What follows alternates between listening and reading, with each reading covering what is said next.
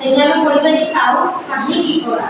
କାଉ କାହିଁକି ସେ କ'ଣ ପାଇଁ କଳା ସେଟା କେମିତି କହିଲେ କାଉ କାଉ କିସ କଲର ଅଛି କଳା କଳା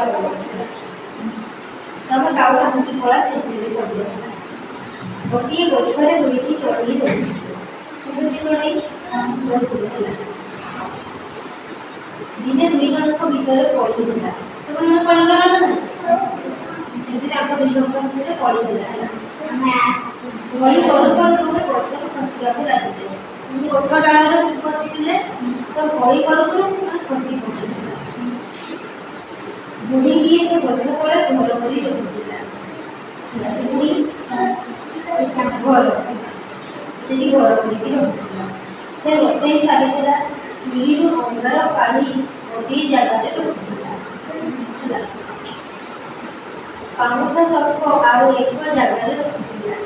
ତାହେଲେ ହଉଛି ଅଙ୍ଗାର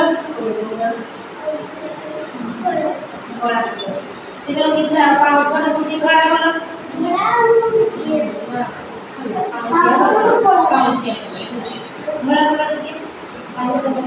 ଗୋଟିଏ ଜାଗାରେ ରଖୁଥିଲା।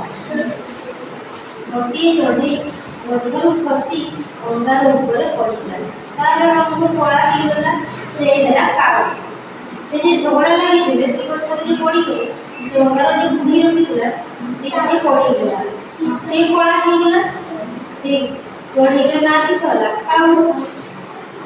ଆଉ ଗୋଟେ ଚଢ଼େଇ ବାଉଁଶ ଉପରେ ପଡ଼ିଲା। ତାହାର ରଙ୍ଗ ଧଳା ହେଇଗଲା। ସେ ହେଲା ପୋକ।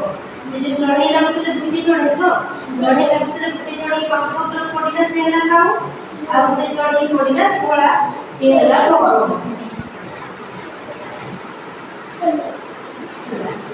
ଦେଖିଲ ତ କେମିତି କାଉ ହଉଛି କଳା ହେଲା ଆଉ ପୋକ କେମିତି ଧଳା ହେଲା। ଗୋଟେ ଗଛରେ କେତେ ଚଢ଼େଇ ରହୁଥିଲେ